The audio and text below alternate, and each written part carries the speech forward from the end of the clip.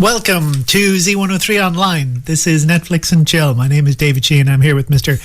Dara O'Canada. Dara, how are you finding yourself today? I'm good. So today we're going to be covering a variety of shows. And as we did the previous day, we're going to have a discussion later about shows that only one of us has watched. And the other one is going to try and convince the other that they should watch the show. But we're going to start with a trailer for something we've both watched and we both liked. Did Mom die? She is dead and also undead. Zombie? I don't like that word. I think it's inherently negative. I don't like it either. Well, let's not use it. I do like the way that I feel. I have endless energy and I sleep 2 hours a night. I get so much done. You eat people. I know. It's just that I'm so much more confident. I can parallel park in one move now. The undead are completely driven by their id. But if I can't control myself, then I risk everything that matters to me. I'm not sending you out to do this alone, sweetheart. I'm not gonna bail on you now. We have to kill someone who deserves it. I guess the prototype would be a young, single Hitler. God, we'd be heroes.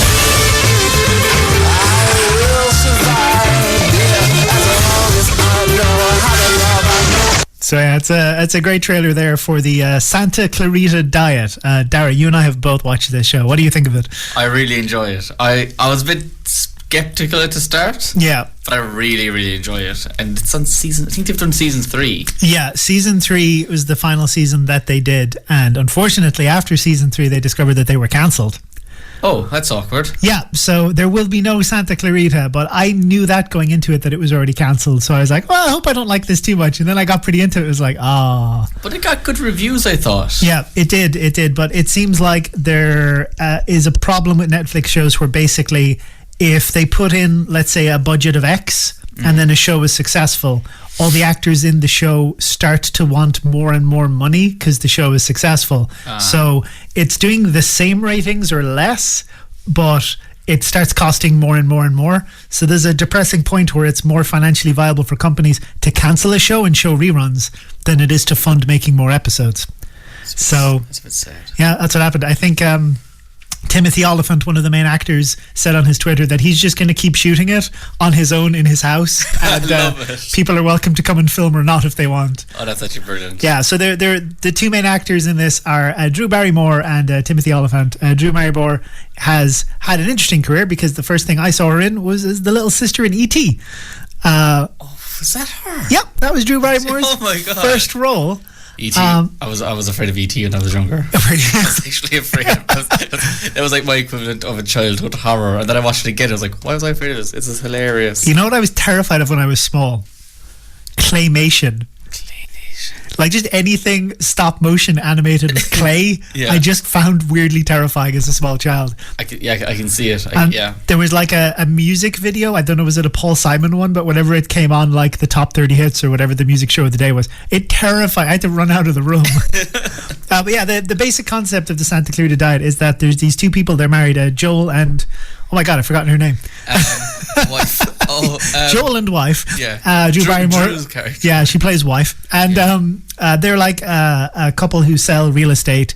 They have one daughter. They're kind of living the dream. They're like your super average white people, and she's like fairly timid. She doesn't really speak her mind. She goes to bed early. She's kind of boring. And then proper suburban, yeah, absolutely suburban life. That's probably the reference to Santa Clarita that maybe people outside of America don't get. I assume it's like a super suburby area. Yeah, it seems that even in the show it's got that proper American style suburbia kind of just get up at this hour, bed at that hour, nothing changes throughout the day. Yeah.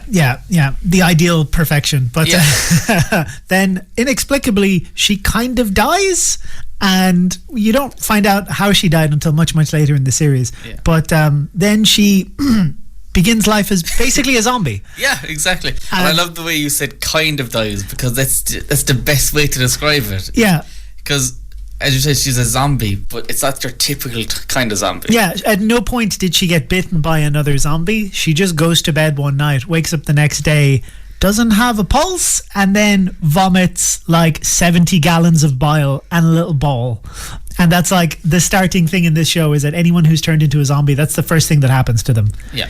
is that they vomit up a tremendous amount of it. And then she has a new lease on life. She's proactive. She's healthy. She has a lot more energy. She can parallel park. She can parallel park in one move, as you heard from the little trailer I put together there. And also, her and Joel grow much closer during this time, and he enjoys it too. Yeah, but that's the way of putting it. Yeah, but the downside of it is that she does have to eat human flesh to basically stay sane. I'm trying to think of if she doesn't eat for long enough, she kind of goes like berserker mode. She goes berserker mode, and she does start to die and fall apart then. Yeah, and that's when this whole zombie bit kind of comes in. That's into its own. Yeah, yeah. She has to kill, and then there's the whole, who do we kill? Yeah, sort of similar to Dexter, if you've ever seen that, where they have to basically find awful people and murder them so she can eat them. And the first person they kill, I think he's just rude. He's like rude to them in traffic, and they kill him. It was like, oops.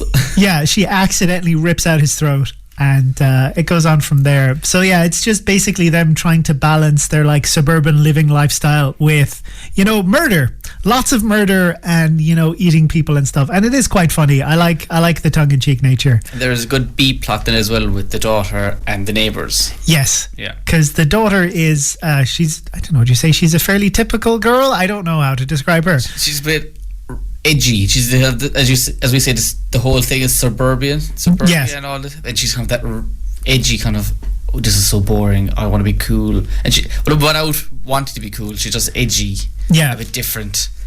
And the neighbor Eric is your stereotypical nerd, and like any nerd, nerdy. He's read like the D&D monster manual, so he knows everything about zombies. So they often go to him to consult on things. Is there anything about the show you don't like, Dara? That it's cancelled. I don't like it's cancelled. Well, that's kind of a positive. If I was going to complain about it, is that I think there's kind of four leads. There's like Joel and the wife, as we said, played by Bruno Barrymore, and then there's the neighbor and there's the daughter. I say Drew Barrymore and Eric, the neighbor, are like the two best actors on the show. Yeah. I think Timothy Oliphant and the daughter are like noticeably worse than the other two. I'm not sure what her name is, like her actor, but in the program, is it Abby? Abby is the name of the character. Yes, correct. So we've gotten everyone except for the main character's name. Is it Helen? I don't know.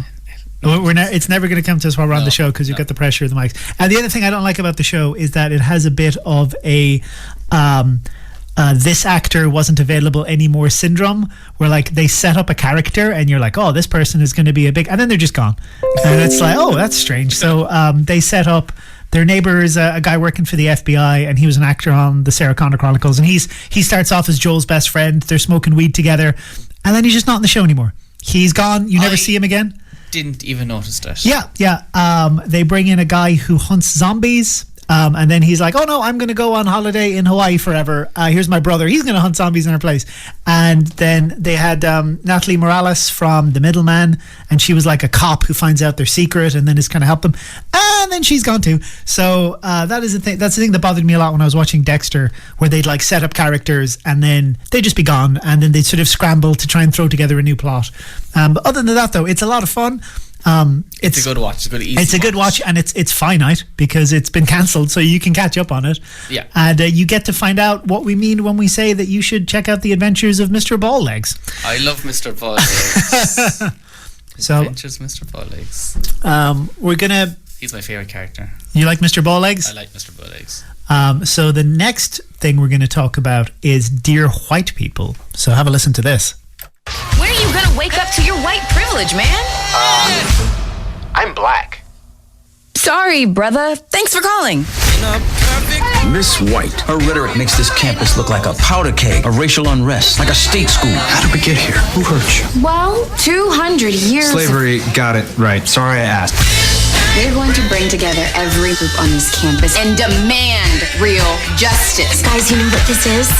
This is racism. Yeah, I thought President Obama fixed all that. I know. This is what happens when a country refuses to address its history with slavery. We need to do here what they did in Germany. What? I meant the educating kids about the nation's horrible past part, not the concentration camp part. Oh, because I was about to say. That was a great. that was brilliant. So, Dear White People, how would you explain Dear White People, Dara? How do I explain Dear White People? Dear White People is basically it's.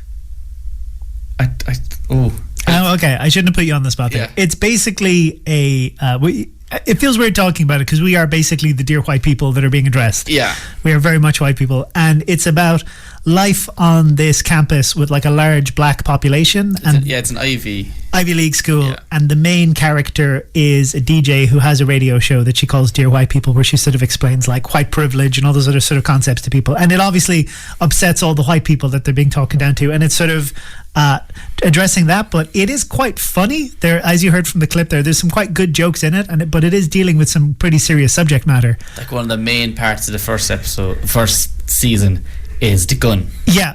I've only seen the first season, but it was basically a thing where I think they were dancing and they were singing along to lyrics, and one of the black people says to one of the white people, "Oh, you shouldn't be saying that word. That's our word. I'm not going to say the word, but you know what word it is." Yeah. And one of the guys is like, "Oh, I can't even say it if I'm singing along," and they're like, "No," and they get into kind of a heated argument, and someone calls the police on the argument, and the policeman comes in and basically points a gun at the black guy in the argument, and it causes like a huge fracture within the campus because why do security guards have guns? Why are security guards pulling guns on students? Why did he point a gun at the black student? Not the white student. Not the white student. Like nothing was happening, nothing required the use of a gun, and there's all sorts of like racial tensions there.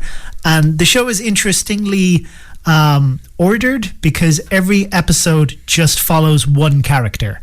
So, you're initially following, I think her name is Sam, who's the DJ, and you sort of get introduced to all of her friends, but then in the second episode, you'll follow one of those friends for the whole episode, and then Sam is a background character. So it's a good way to get a good perspective on everybody. Yeah. And one thing I didn't know, Dara, until I was looking to put together that little clip to play, is that this is based on a film that came out in 2014 and starred Valkyrie from the Marvel films as Sam. Oh. And Dennis Haysbert, who was in 24 and has done a lot of voice acting, he was the principal. And kind of surprising as well, because it does tend to happen, is that like the less famous people in the film played their characters again in the series, whereas the more famous people went on to do other things and they got in different actors. So the Reggie, the guy he's very into Sam, the guy who gets the gun pulled on him, he was the same character in the film, same actor. And also the guy running for student council president, he was the same actor. I've seen him in other stuff as well. They're both quite good. So yeah, it's interesting to see black students kind of describe their plight, because that's something I would say we know nothing about. No, like there's a lot of like one of the students that they follow is kind of, he's coming out, yes, but he's afraid to come out because how do you come out in the black community? Yeah. But they do it really well, and then there's the whole pressure of being a single black woman and trying to like, they do a lot of things that people talk about and mess about, but they are serious things. Yeah. But it's hilarious. As a series, it is very funny. Really do it well to make you think but laugh. That it's not something you can say very often, but that was a really good joke about concentration camps. Yeah, it was, and it's just the whole place is like, what? Yeah, and they're like, oh, okay, it's grand. And it does sort of remind me a little bit of One Day at a Time, in the sense that there's a lot of moments where they're like, look, you can't do this. White people can do this, but if you do this being black or being Latino, like the police are going to pull a gun on you. Yeah. Like the world isn't fair. You need to realize that and like be more careful. Like don't act up like you think you're protesting, but you might get shot and killed. Like you just need to be more careful. Yeah. Exactly. And like it's a scary thing to see, and it's like that's kind of our white privilege, the dear white people, because like we'll never know that kind of terror. No. Just like walking around and having guns pulled on you for no reason at all, just for the sake of fear. Yeah, so that has also recently gotten to its third season, I believe, and unlike Santa Clarita, I don't believe it's cancelled. I don't think so. Season 3 has just come out this week, and one thing they're doing a lot in the season 3 is making fun of the fact that it's season 3. You mentioned this, and every now and again there'll be a funny joke. It's like, oh, like this, like your plot made no sense, kind of like a Netflix season 3. And it's the case of a lot of Netflix, when they go to season 3 they kind of lose their plot. Yeah, so they're kind of making fun of that, which I find kind of funny. It's the whole fourth wall. Yeah, breaking the fourth wall. That really does annoy me in shows where like they plan the beginning and they plan the end, and then they just flail around in the middle for as long as someone will give them money to do a show. Yeah, exactly. That definitely annoys me. So Dara and I are going to try and convince each other to watch particular shows on Netflix. after this. And we're back. So this is the segment of the show where one of us tries to convince the other to watch a show that we haven't seen or that we've given up on. And Dara, I would like you to watch Russian Doll. You said you watched a couple of episodes. Can you remember how many? I don't even know if I got through the second episode. Okay. Can you remember the premise at all? The main actress, the protagonist, she dies. She's killed off in the first episode, and then she is brought back in the bathroom. Yes. Yeah, the bathroom of a party that she just left, and it goes back and forth between that, and every time she dies in a different way or something like that. Yeah. So you're 100% correct in the premise. It's a woman on her 36th birthday, and kind of the overarching plot is that she finds her 36th birthday really upsetting because on her mother's 36th birthday she killed herself. So the thing in her mind is that she finally made it as far as her mother did. But then to this bizarre twist of fate, she keeps dying and she keeps going back to the same day. So like she is stuck in the show not actually getting further than the day her mother killed herself. So that's kind of something she's trying to work through. And I mean, I don't know if you mind me spoiling something that happens about halfway through that I thought made it more interesting. Go on. Halfway through, she's in a lift and the brakes on the lift break and it starts to go hurtling towards the floor, and she's, oh God, not again, I'm gonna die again. And she notices there's a guy in the lift who's holding an engagement ring and he's just like tapping nervously on it with his thumb. And she goes, hey buddy, come on, you're about to die, could you show some emotion? And he goes, oh no, it's fine, don't worry, I die all the time. And she goes, what? And they look at each other, and then that episode cuts to credits, and then you're like, oh, there's something else going on here.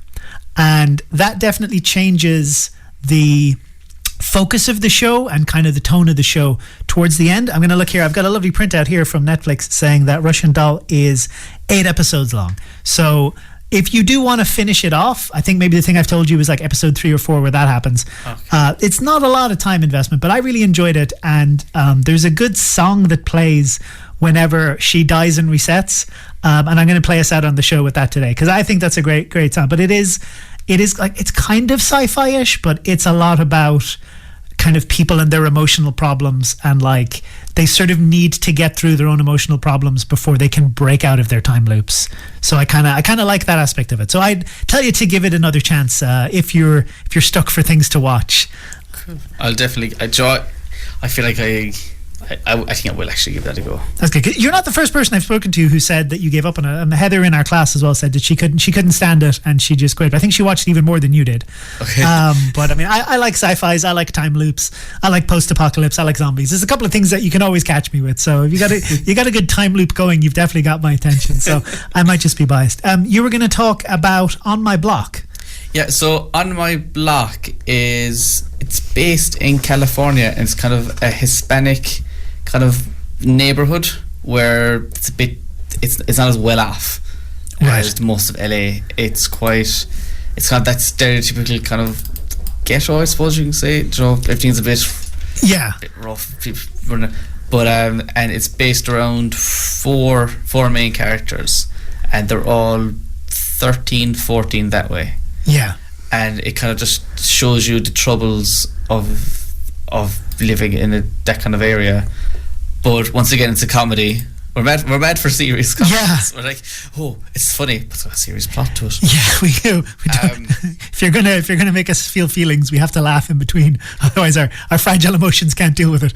And actually, there's actually a nan in it, and she's kind of like in One Day at a Time. She's kind of that serious but funny nan. Right. So she's a real comedic kind of character. She kind of makes the whole thing funny, and there's a big weed kind of culture going on there. And next thing you see her just smoking weed, and you're like, oh, okay. It does kind of it tackles immigration as well, because one of the characters actually ends up having to live with one of the families because her family isn't allowed to live there in Mexico. Oh, I think I just watched the first episode, and the driving plot of it was that one of the friends was spreading a rumor that he had slept with the girl of the group, and like she was really offended, and they were like standing up for her honor. Monse. I can't remember. I can't remember the names, but it turned out at the end of the episode they actually had slept together, and that she was just upset that he told people. Yeah, the character you're thinking of, Caesar, not Caesar. Yeah, Caesar, and he. You could say anything. You could say Optimus Prime, and I'd be like, yeah, that was probably it. I don't remember. He has, I think, the roughest because he's being taken care of by his big brother, who's actually in the local gang. Yeah, and he's a lot to live up to, and has to be initiated, and he doesn't really want that life. Yeah, and things kind of go really badly from then on, and which involves guns, and someone does die. Yeah, it almost seemed like he had maybe bragged about sleeping with the girl to kind of protect her, maybe, so that like if she was his girl, then the gangs wouldn't target her. And that's kind of what they're kind of trying to show as well, is that this is how it is. So men are in charge. Yeah, which is stupid.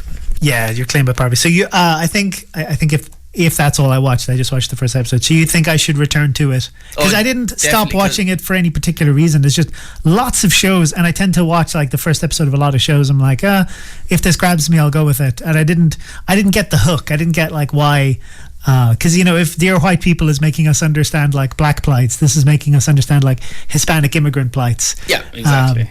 They're pretty foreign concepts for us here, living in like cushy Kerry, Ireland, where everything is just grand. It's all good. Another show I thought you might like is It's Bruno.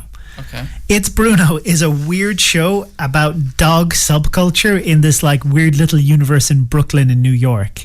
And it's just about all these people who the only focus of their life is their dogs. They take the dogs out for walks, and the series follows a main character, I think he's called Calvin, and he's got a little puggle called Bruno. And Bruno is like the 100% focus of his life, and all he wants to do is just like bring his dog around and make his dog happy. There seems to be nothing else in his life, and there's like face-offs where like he's going to cross a road and he has to stop at a pedestrian crossing, and then someone else with their dog will come up and they'll kind of look at each other like cowboys in the Old West about to do a quick draw, and then Calvin will like whip his hand out and go like, Bruno, sit. And the other guy goes, Ashley, sit. And the two dogs sit, and he goes, Bruno, lie down. And they keep going until one of the dogs disobeys, and then that person won the face off. So it's this weird dog subculture. The thing is, it's very weird, it's very stupid, but maybe the one thing that drew me in is that each episode is about 12 to 14 minutes long. Oh. It's very short. I was while I was watching it, I was watching one episode a night, but I'd usually just watch it as like the last thing before bed, because it's like, it's about time for me to go to bed, but I can watch an episode of Bruno because it'll be over really soon, and then I can head up. Yeah. You know me, I like things that are short. Yeah. And I like things that are good. So that's a weird little one. I can't say with 100% confidence that it's actually good, but it's worth seeing because it is very strange. Yeah. It is very strange. From what I can see as well on the credits, it was like written, produced, funded, and starred just the one guy, and he just maybe got a bunch of his friends together. And I think as well, most of the dogs in the show are just his dogs. He's just a guy who loves dogs. So he just gave all his dogs acting jobs in this show. To round out today, we were going to talk about one show we thought nobody should watch. Looking at our list of recommendations, one thing that we both tried and we both failed to watch was Neo Yokio. Oh, yeah. Neo Yokio. It looked like an anime, so that's what drew me into it. What drew you into it? Kind of the same thing. I like a bit of anime every now and again, and even reading the description, it really I thought it'd be great. And I don't know why, but when I saw the name for the main actor, I was like, oh, this is different. I'll give it a go. But I was sorry. Yeah. I didn't realize. I was watching it and I was thinking, why is the voice acting so bad? Oh, it's atrocious. Why is it so bad? Like, we have some good voices in our class. Yeah. We have some average voices in our class. I feel like our average voices would be of a higher standard than the voice acting in Neo Yokio. And I didn't find out until I looked it up later that the main character is played by Jaden Smith. Yep. Will Smith's son. Yeah, for anyone who doesn't know, it's himself's son. Yeah. who is a very, very wooden character in a very bad film called After Earth, which I don't know if you saw that. There's just no emotion. Yeah. It's all just, hello. Hi, I am going to the shop to get a new Chanel suit for myself. He has no emotion. There's no nuance. There's nothing there. Yeah. It's just blah. And it ruins the program, because the program has kind of a good premise. There's a good base to it. It's a weird premise that it takes place in like a futuristic city with robots, but that the origin of the futuristic city with robots is that magicians killed a load of demons that were threatening the city. So now the magicians are like the socialites, because they're the most important people. Yeah. And it's kind of like a Paris Hilton, It Girl, like super superficial culture where everything is dumb, and they've got like a billboard of the most eligible bachelors, and like it's quite satirical, and like I like the concept a lot, but I just really don't like the execution. No. It sounds cheap, it looks cheap, the animation is and they are cheap. Yeah, the animation looks bad. Like, I don't know, do you remember watching Newgrounds.com on your computer back like 20 years ago in the early rise of Flash animation? No. But like a lot of those looked better than this does. Yeah. And yeah, just there's nothing positive I can say about it, really. If you have Netflix and you see Neo Yokio pop up, don't click on it. Don't click on it. Just don't. So we're going to leave you today with Harry Nielsen's Gotta Get Up, which is the main theme from Russian Doll whenever she resets and has a bad time.